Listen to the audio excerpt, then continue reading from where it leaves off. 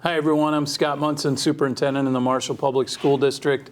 Glad to be here to share a little bit of information with you as part of our Tiger Talk TV through Studio One Television. We're glad to have the opportunity today. I have our Director of Business Services, Dion Caron, with. We're going to talk a little bit, primarily Dion, but we're going to talk a little bit about some of the safety and security upgrades and things that are taking place in our school district, and Dion and Jeremy Williams and Tricia Stelter. Jeremy is our Director of Teaching and Learning, and Tricia is an administrative assistant in our district. They presented information to the school board on November 18th about the safety and security upgrades and updates that are taking place, and I thought that that would be a natural transition and a topic of interest, I think, in our community. I know personally I've had a lot of feedback on some of the safety and security things taking place, and maybe Dion will talk about that a little bit as well. But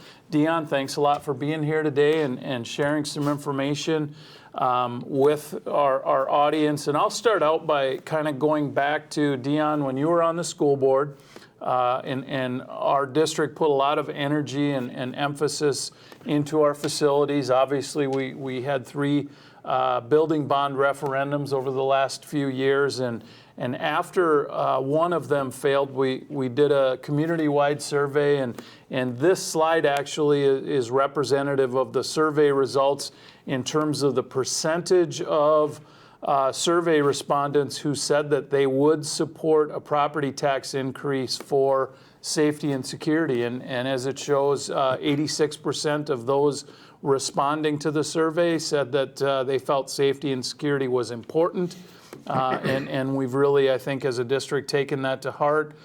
In addition to building safety and security plans into our referendum that passed in May of this year, we've also been doing some other things. So Dion and I are going to talk a little bit about school safety grants that we received and referendum safety and security projects. We're going to talk about more of an internal application called Crisis Go, but I think it's a good thing for everybody to be aware of. And then we'll talk about Raptor, which is our visitor management system, and we'll probably throw a few tidbits in there along the way. Dion, I'm going to have you go ahead and start sort of with a general overview, and I'll ad-lib this a little bit too, but when we look at safety and security, we look at, definitely the exterior of our buildings and sort of hardening them. We look at how we're communicating with everyone internally. We look at our procedures and protocols, and one of the things I think that you and I and Jeremy and I and others have talked a lot about is just the relationships that we have with each other as staff members and the relationships and connectedness with our students. So what we talk about today, Dion, primarily will focus on item 1 and 2 in this presentation. Do you have any thoughts or anything you want to add to this? No, I mean, there are a lot of different aspects to safety and security, and I think we've honed in on the exterior portion of it, and we'll talk about some of the secured entryways. But yeah, there's a lot of different things, and we're just trying to hit each thing individually, knock one off at a time. And then one thing that I would add to this, after the referendum passed, when we were notified that we received the school safety grants, so we knew there was going to be a lot of construction and projects taking place. We also have done a lot of work behind the scenes in terms of our own procedures and processes to make sure that we're doing our part to keep our buildings safe and to keep our students and staff safe. We've had multiple meetings on that, and and again, that's not something we'll talk about today, but I do think it's important for folks to know that this is really a comprehensive approach. It's not just about when you see construction taking place or a new door getting put in, which we'll talk about. It's more comprehensive than that. So, yeah. Dion, will you talk about the school safety grants for us, if you wouldn't mind? Yeah, you bet. So legislature put out some funds, $25 million. It was a one-time funds for safety and security, and it was throughout the state. Each application, we have 5 buildings. We submitted 5 applications, one for each building. And on October 1st, they granted the awards. There were 1,187 applications. So we were actually awarded 2 grants, so we were very fortunate for that. There was over $255 million in requests. So we received a grant for West Side of $191,000 and middle school a little over $490,000. And I think what this number of 255 million was amazing to me, Dion. I mean, everybody knew that the amount of grant requests would exceed the $25 million available, but when the Department of Education said, oh yeah, we had $250+ million in grant applications, I think we all just kind of went, wow. So all schools in Minnesota, I believe, we look at 1,187 applications. I think all school districts in Minnesota recognize that there is a need to increase and improve safety and security. And we were 2 of our applications out of the 1,187 were successful. Those are, it's pretty amazing, really, when you think about it, that we benefited from that. So let's transition into also the referendum. Talk a little bit about that. Yeah, so like you said, we were fortunate enough to get the grants for the middle school in West Side, which left Parkside High School and Maytech with safety and security that we needed to address. So in May, part of our referendum vote was for the new school, but in addition to that was to do the safety and security enhancements at Parkside High School and Maytech, sort of like what we're doing at the middle school. And we were fortunate enough that the community backed that up, and about $664,000 of the referendum will go towards those safety and security enhancements. And also, the new elementary school will have those safety and security enhancements built in as well. Yep. Okay. So we're going to show some slides now, and Dion's going to talk about some of the visual projects that have been happening, and then we'll kind of transition into some things that are upcoming as well. So video door stations and visitor management phones, Dion. Yeah, so it's pretty exciting to see this actually all come together. The work started back in May. This is the grant work at the middle school and West Side that I'll be showing you, and then we'll talk a little bit about what we'll be doing at Parkside and the high school and Maytech, kind of give you an idea. But so one of the parts that each building will get is the video door stations and the video management phones. The video door stations are what a visitor will come into the vestibule and push a button, and that'll buzz into the office where an employee of the Marshall Public Schools will answer it and ask the visitor, what they're doing, what their purpose for visiting is. And the nice thing is the person in the office can hear and talk to that person and actually see them. But the video stations are located in the vestibules, or will be located in the vestibules, so we don't have people standing outside in the Minnesota cold. Mm-hmm. And we'll have those located at several different areas, as you can see on the slide here. I want to go back a slide, Dion, because in the bottom right-hand corner here, this is an example of the phone or the visitor management phone that will have at least 2, if not 3, in each office area. And we just did this. We had Tiffany Teskey, our early childhood coordinator, go out in the vestibule and push the button, and then that's what pops up. So you can see who it is, you can talk with them, you can go back and forth with them. So basically that's controlling their access to each school. And like you said, here's examples of where these video door stations will be located at. There will be several. In some cases, other than West Side, there will be several different locations where visitors can push that button, and then their picture will come up on that phone, and they'll be able to basically talk to the administrative assistant or someone. Phones, Dion, where will they be located at? And I think this is important because, yes, we want to control access to the buildings, but we don't want to make it so burdensome that people are standing there for 5 or 10 minutes. Yep. Yeah, and that's exactly what I was going to say. I mean, it's a tough line between safety and security and still making our buildings welcome to the public. So what we wanted to do was make sure that each visitor, the video station has at least 2 phones to ring to, so if somebody's away from their desk, they're not waiting for a long time. And the main phone, we wanted to be located towards the door itself. So the doors are glass, so you can actually see on your phone the video, but you can also see through the window the person that wants to come in. So several of the visitor management buttons and phones, trying to make it as easy as possible. This is this is also an important part of the whole secured entrances at each facility. In this case, we've got a new secured entrance at the middle school. Talk us through some of the changes that took place over the summer and the construction and sort of the flow of everything. Yeah, I think this was probably one of the main subjects that came up when I talked to the public is when people come into our buildings, once they're in the building, they kind of had free reign of going wherever they wanted to. So what we wanted to do, part of the security, safety and security, is to make sure that the entrances were secured. So on the left side, you can see the door that will go into the office. This is at the middle school. So the visitor will buzz the door video station. Once they're buzzed in, they'll go into the office, which is on the right hand of the second set of doors in the vestibule. And then they'll check in at the office, tell them what room they're gonna visit, and then they'll go out the left side, which is that right picture, out into the school.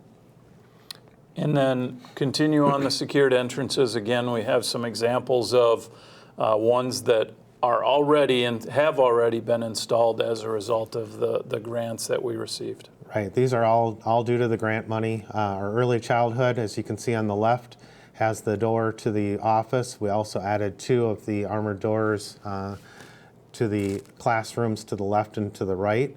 The armored doors are basically, it's a bullet-resistant glass. So if somebody were to shoot it, the glass absorbs the bullet, doesn't go through it. The district office, we added the video door station and the film on those doors, and then west side, you can see on the right, has the armored door to it. So when I'm going to go back to this one for a second, Dion, the entrance at the middle school, these were different doors than what are in place now. So talk about the doors and the film and everything just a little bit. I know that we'll touch on that later too, but yeah, you bet. So the doors into the office are actually new. They're called B3 armored rated glass doors. And like I said, those are the glass that's the bullet resistant glass. Those are new doors. And the doors, the second set of doors to the vestibule, actually we reused most of those. We had to add a couple, but we were able to reuse a lot of those. And those have what's called a shatter resistant film on them. So basically if somebody shot at that glass, the bullet would go through, but it would not shatter the glass. And if you hit the glass, it wouldn't break. It's kind of like a windshield. There's a secured epoxy around the outside that actually holds it in. Okay, thank you. That's some of the work that's been done so far. Let's talk about the future, and I know the next few slides cover that. So similar concept at the high school, but can you provide some details about these photos here? Sure, and if I can, I just want to go back one and just touch on some of the community members might ask, well, West Side's going away, early childhood's moving to Parkside, put all this work into it. We're going to actually try to utilize some of these doors and video door stations at the new school or at the Parkside Edition or at some of our other locations. So Great we point. are going to try and take that. So the high school and Parkside and Maytech are part of the referendum vote that was done with the safety and security.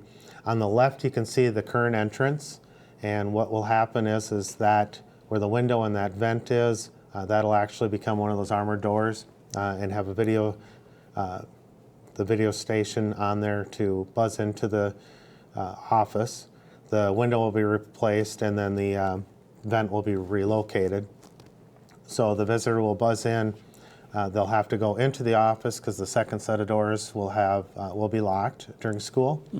They'll be open probably until 8 o'clock, but then locked during school. That second set of doors will have that bullet-resistant film put on it. And then on the right side, you can see it's already an existing door back into the school. So once they buzz into the office, they'll check into with the administrative assistant, let them know where they're going, get a badge, and then they'll be allowed to go back into the school. And construction at the high school will take place when? This summer. Okay, so when we start school in the fall of the 2020-2021 school year, it'll be hopefully in Should place. be completed, yep. Okay. Parkside, talk us through that also. Parkside's basically the same concept. On the left, you can see already existing. When you go into the first set of vestibule doors, we've got the vent and the plaque. The plaque will be relocated, as will the vent, and there will be an armored door put in there that will go into the office. The office at Parkside, the way it's set up now, we'll have to reconfigure that a little bit to work with this.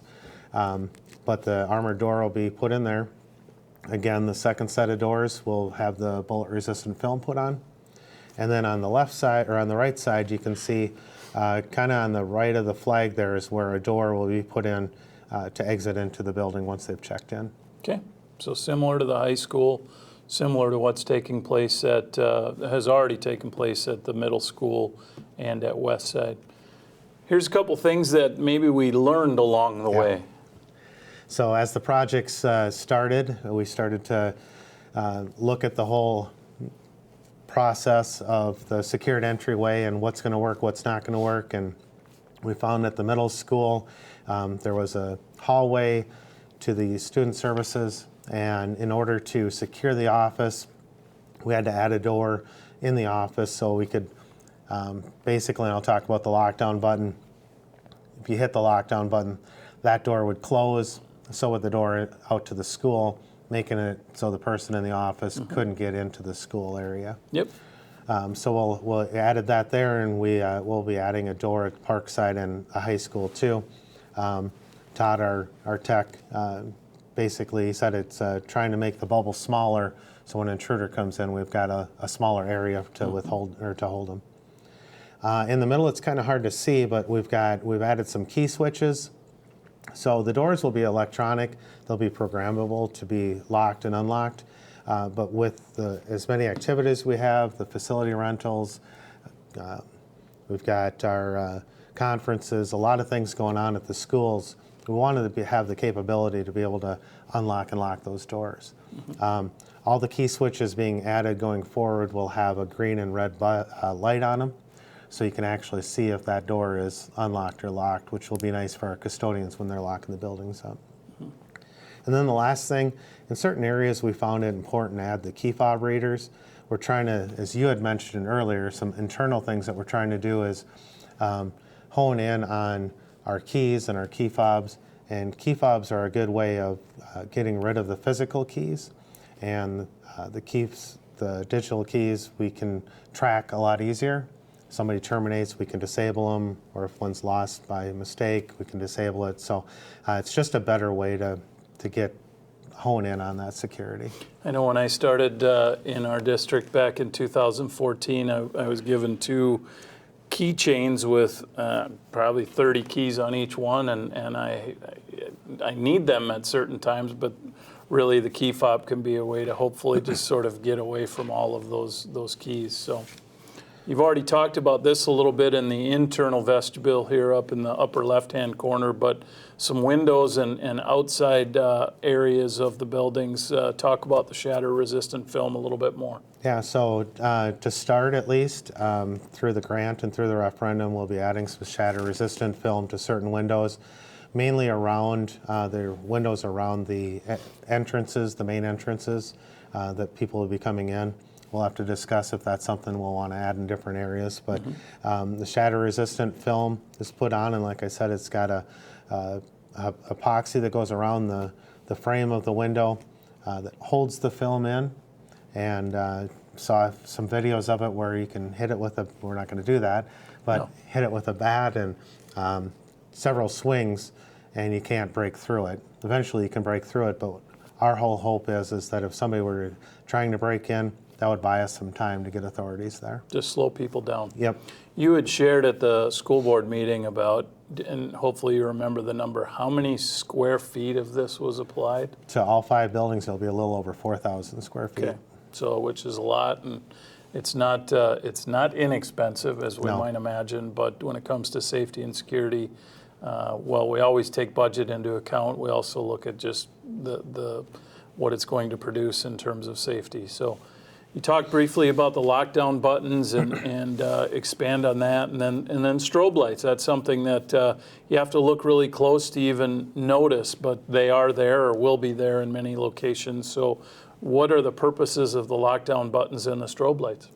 So along with the secured entryway or secured entrances is if we had an intruder come in and they were in the office and the administrative assistant or principal felt like they didn't feel like that person should be in the school or they felt danger, they can hit the lockdown button. Basically what that'll do is that'll lock certain doors, that'll shut certain doors and lock them, and holding that person in the office, or if there's somebody outside the building, it would hold them outside the building.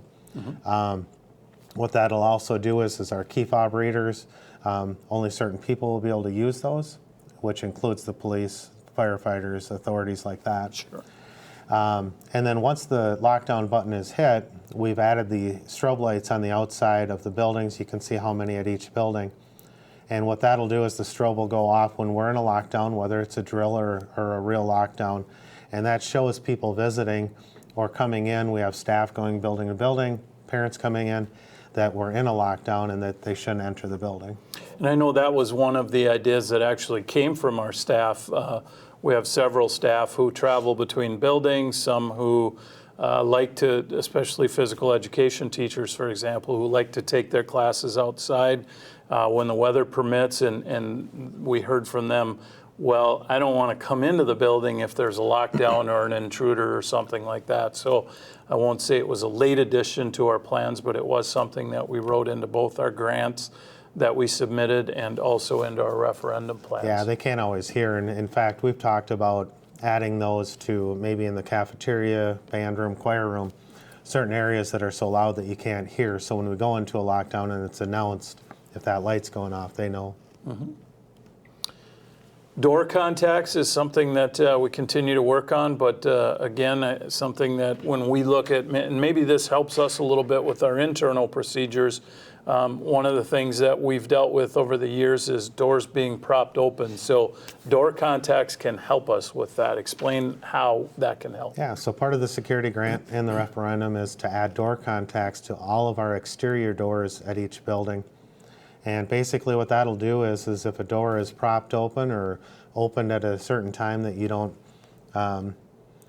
it should be opened, whether it's during the school day or at the middle of the night, we have a program that it'll show up. It shows at the bottom there if a door is propped open or open at a certain time, which is nice. Right now our Todd, our technician, is the only one that has access to that. But as we've talked about, probably our buildings and grounds, our lead custodians and probably principal would have access to that, so they can, not that they're going to monitor it, but they can track that, because the whole concept of us having a secured entrance and secured building, we don't want prop doors open, or it just doesn't work. And it is worth noting that our building custodians still do a door check. Yep. I mean, we're probably not going to eliminate that for a while until we're certain that our door contact system is working, but this will be a way, number one, to notify internally that there's a door open that shouldn't be, or left open, or somebody came in or whatever. And number two, then at the end of the day, it'll be a place where we can go and know that our buildings are secure at the end of the night or on weekends or whenever that be. Crisis Go, Dion, more of an internal program. App, some might like to call it, and we won't spend a lot of time on it, but I think it's important for our folks to know that we have purchased as a district a program called Crisis Go. Like it says there, it's a comprehensive safety platform. It's on folks' cell phones, it's on their laptops, computers. There's an overview in the presentation. Obviously, we don't have time for that. Real-time communication, it assists us with drills. We have our class rosters for every teacher that are in the Crisis Go app, and if we need to evacuate, for example, and I think we have a slide showing this, the teacher can pull that up on their phone or their laptop or whatever and take attendance real quickly in terms of reunification procedures. we're tying it in and trying to integrate it as much as possible with the strobe lights and our door locks. And then there's also a module in Crisis Go for the bullying and general tip reporting. Dion, you know more about it than I do, so I'll let you walk through the next few slides. And again, we don't need to spend a lot of time on it because it's something our staff will utilize more than our public, but we did feel like it was important to let our folks know in the community that this is something we're using to continue to look at that safety and security aspect of things. Yeah, I think the biggest aspect of it is the roster. So if you're outside with your class, you can take attendance right there on your phone. If you're missing somebody, you can notify that. Somebody else might say, I saw so-and-so, they're on the other side of the building. The other thing too is if there is whether it's a drill or an actual procedure that's going on, it'll just go out to those people in that building, which is kind of nice. So if there's a lockdown at the high school, it'll go out just to the high school staff. So it's centralized in there. And like here on this slide, this would be an example of a cell phone on the left that, like you mentioned, just the high school staff would get an alert.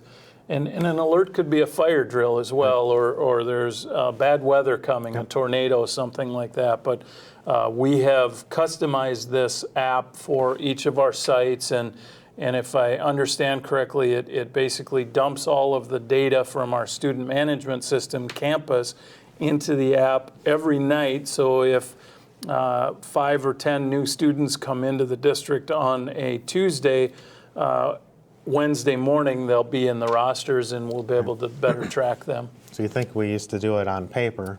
Yeah. And this is, like you said before, this is real time. This is, I mean, it's a lot more accurate, and I think it's a better way to take attendance.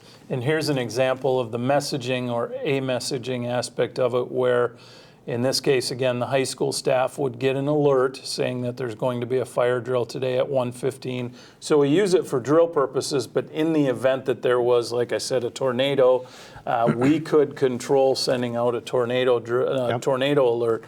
You know, follow your tornado procedures, and we could also use the check-in aspect of things. Here's just different. We can include photos, videos. We can record a message. So Brian Jones, as the high school principal, could record a message to all staff that would go out over Crisis Go saying there's been a tornado spotted by wherever. It looks like it's about 4 or 5 minutes away. Let's make sure that we're moving quickly and taking our precautions for tornado drills. You can also, I guess I call it drop a pin, but you can indicate where you're located at, and we can, in Crisis Go, and also we can add different files and different things. One of the things, and I can't remember if it's in the presentation or not, Dion, but we also have all of our building maps included in Crisis Go. So if a teacher can't remember where they go for a tornado drill or different things like that, those are included in there. It's very loud when you get an alert. I don't know if you've gotten any alerts lately for drills or whatnot, but what does it sound like? What do you think of when it goes off? A tornado horn. The nice thing about it is even if you have your phone on silence, the alert goes off. Yep. So you're going to hear it. And then responding to a roster event. So in the event that we did have a tornado, for example, and we needed to figure out where everybody was at, there's a way through either the laptop or iPad or through a cell phone to basically check in as a staff member, and also to take attendance so that everybody knows which students are with you at that time. Yeah, it's really a great feature. So, I mean, if we're outside, I'm with the class, I'm checking them in, you forgot your phone, I can check you in too. Yep. So you account for everybody. Absolutely. Panic, again, only certain people have the ability to send out some panics, but if there's a teacher at any building who, let's just say a child has a severe diabetic reaction or something like that, they can use Instant Alert to immediately alert all office staff that something is going on and I need some help down here. So yeah, very good program that we're using this year now. Again, more internally, but something that we feel was key to our ability to keep students and staff safe. Raptor visitor management, Dion. We talked about the video door stations and the visitor management cameras and telephones. When we have a visitor to any of our locations, they will be asked to bring a photo ID and to do some things with their photo ID in this Raptor visitor management system. I know we've only got a couple minutes left, but walk us through sort of what we're looking at here. Yeah, so this isn't really new to the district. We've got, we had a visitor management system at Parkside. This is just a little different and a little more robust. Also part of our safety grant and our referendum was to add this to each building. And the nice thing about this is that it's tied into each building. So if somebody at the district office wants to see if somebody is visiting at Parkside, they can do so. So basically, a person comes in with a state-issued ID. They put it in the Raptor. It reads their name and their birth date. And then what it'll do is it'll actually go through the instant sex offender screening, which is very important for us to do for all our visitors, volunteers. We can also do a custom alert. So if somebody isn't in the sex offender, but they're not supposed to be in the school for some sort of reason, we can put that in there. So the administrative assistant and the principal are alerted for that. There's an emergency panic button. So if somebody's in the building that shouldn't be, a lot like Crisis Go, there's a panic button where the administrative assistant can hit that and get some assistance from the principal. One of the things, Dion, that I know some people had questions about, when you scan your state-issued driver's license or ID into Raptor, does Raptor collect all kinds of other information? And it doesn't. It doesn't, It's no. just, it does scan your picture. Yep. It does save your name, first and last and middle initial, and your date of birth. Everything else, there's no extensive background checks or anything else. It's just sex offender and or if we've set it up for custody databases, that's it. It is it, because if John Doe comes in with birth date of 1/1/1970, and there's 10 John Does with the same birth date, we'll actually get 10 John Does showing up if they're a sex offender. And then we can stream through those to make sure that that person isn't that. So it's not pulling anything specific like social security number, driver's license number, anything like that. But it's definitely something that was needed in the school district.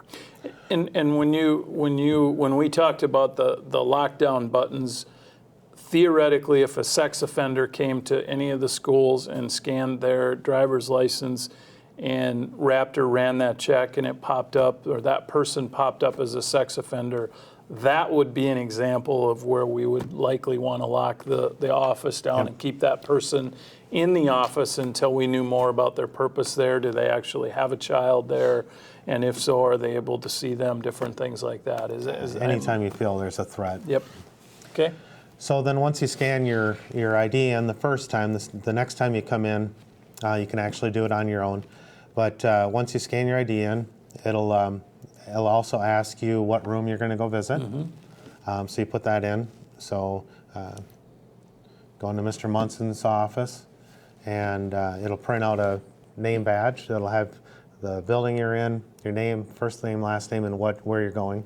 Yep, and that's what, so the Raptor, the picture in the bottom right-hand corner here, the Raptor that has the blue on top, that's where folks would put their driver's license or ID in, and then the label printer on the right-hand side, that's where it would print out a label with the information and picture, time, room location, different things like that, self-adhesive that folks can use as a visitor pass, essentially. So it's really no different than what we're doing now, except for right now we're having people check in and manually write it.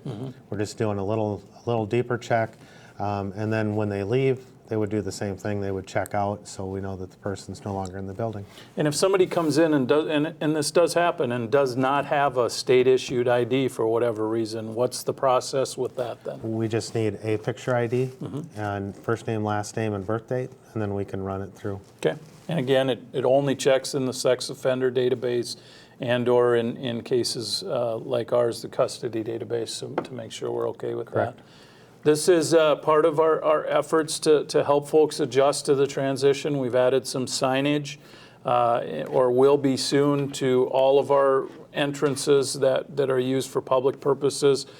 Just saying, here's the button we'd like you to push, and we are going to ask you to provide photo identification. We're doing it in multiple languages because we do have a diverse community and want to make sure that we're reaching out and connecting with those folks. Dion, I can't remember the number that Tricia shared at the board meeting, but how many visitors have we had?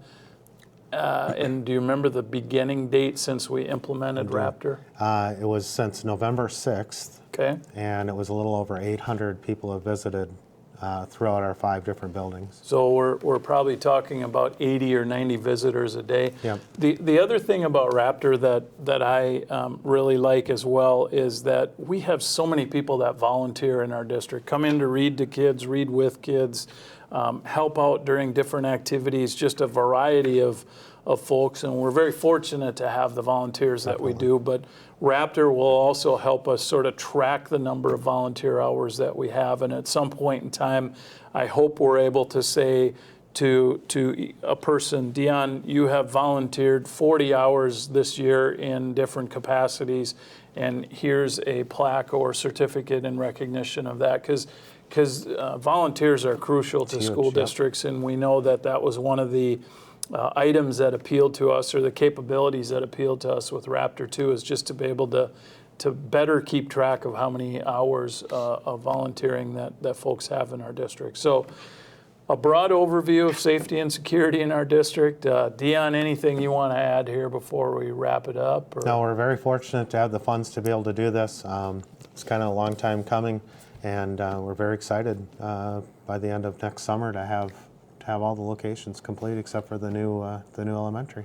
So we've got the grant work already completed, primarily at West Side and at the middle school, the 3 entrances, the main entrance, the early childhood entrance, and the district office entrance. That grant work has been done. We hope to be and plan to be done with the safety and security portion of the referendum when school starts in September of 2020.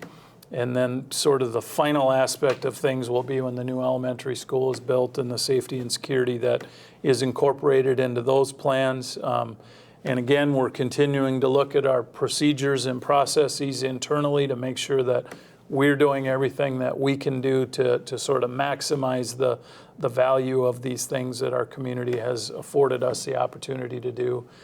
Dion, thanks a lot for being here today. If anybody has any questions about anything safety and security related, or questions about our school district, please feel free to call our district office, which is 507-537-6924, or go to our website, which is www.marshall.k12.mn.us. Find some email addresses using the staff directory, and we will get back to you as soon as we can. So thanks a lot for taking time to watch this episode, and have a great day.